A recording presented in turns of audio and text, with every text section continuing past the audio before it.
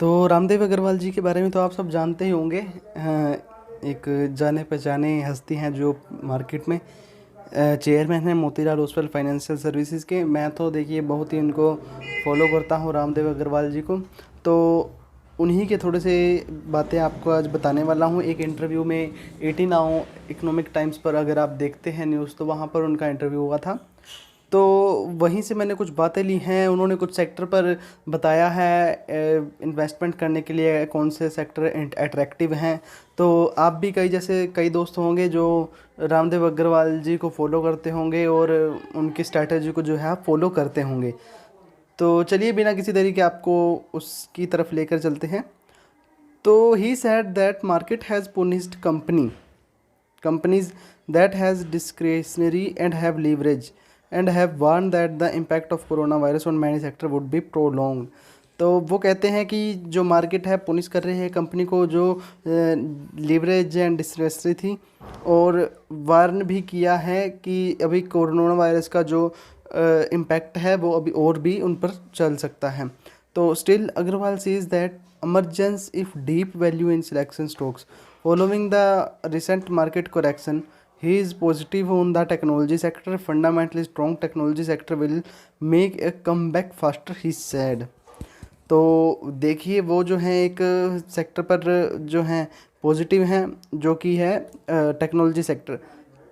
तो technology sector पर रामदेव अग्रवाल जी positive है। उनका कहना है कि जो फंडामेंटली वो स्ट्रॉन्ग हैं टेक्नोलॉजी सेक्टर पर, तो वो एक फास्टर मूव ला सकते हैं जल्दी ही मार्केट में टेक्नोलॉजी सेक्टर की जो स्टॉक्स हैं उनमें। तो he also finds insurance more attractive fundamentally than banks. तो उन्होंने ये भी कहा कि जो इंश्योरेंस कंपनीज़ हैं like ICICI prudential life insurance, LIC, जितनी भी इंश्योरेंस कंपनीज़ हैं वो ज़्यादा फंडामेंटली अट्रैक्टिव हैं बैंक्स की जगह। जैसे बैंक्स का पता होगा आपको, कोटक महिंद्रा बैंक है, जैसे बड़ौदा बैंक है।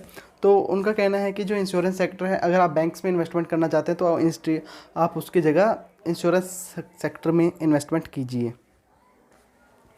तो टेलीकॉम के बारे में भी कहते हैं he has gained immense importance. तो टेलीकॉम जो सेक्टर ने है वो भी एक अपनी काफ़ी इम्पोर्टेंस बढ़ाई है।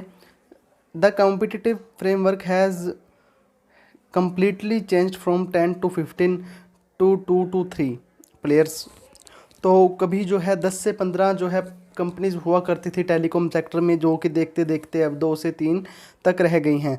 तो जो ये सेक्टर है ये भी काफ़ी जो है अट्रैक्टिव तो नहीं बोल सकते हम कि, बट जो है अच्छा सेक्टर है, एक अच्छा गेन है जो इन्होंने प्राप्त किया है टेलीकॉम सेक्टर ने। क्योंकि अब एक बात बताइए, अगर बैंक में ही आप लगा लेते हैं 2-3 बैंक होंगे, तो जो एक बैंक का आज प्राइस है तो वो उससे 3-4 गुना हो जाएगा, होगा ना। क्योंकि काफ़ी लोग जो है ज़्यादा बैंकों में अकाउंट ना रखने की जगह है एक ही बैंक में अकाउंट होगा तो शेयर प्राइस उसका होगा ही ना, ट्रांजैक्शंस होंगी, पैसे रखे जाएंगे। तो उसी प्रकार अगर कंपनीज कम होंगी तो उन्हीं जो है कस्टमर उन्हीं कंपनीज पर अपने प्लान खरीदेंगे, उनको यूज़ करेंगे, तो ऑटोमेटिकली उनकी जो है वैल्यू बढ़ेगी। तो अग्रवाल जी एक और बात कहते हैं, बाय व्हाट यू अंडरस्टैंड। आप वही खरीदिए जो आप समझ सकें, जो आपको समझ आती है। अब देखिए आपको कुछ समझ आए ना कि आप एनालिसिस कीजिए ना, और आप बाय करके बैठ जाएं और उसमें मूव की जगह डाउन जाता रहे तो उसका क्या फ़ायदा।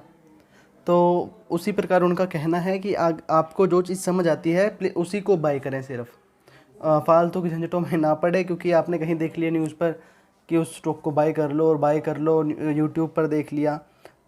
तो वैसे ही वो कहते हैं कि आप जो समझ आता है वही बाय कीजिए। तो अगर वीडियो अच्छा लगा तो वीडियो को लाइक कर दीजिए और चैनल को सब्सक्राइब कर दीजिए।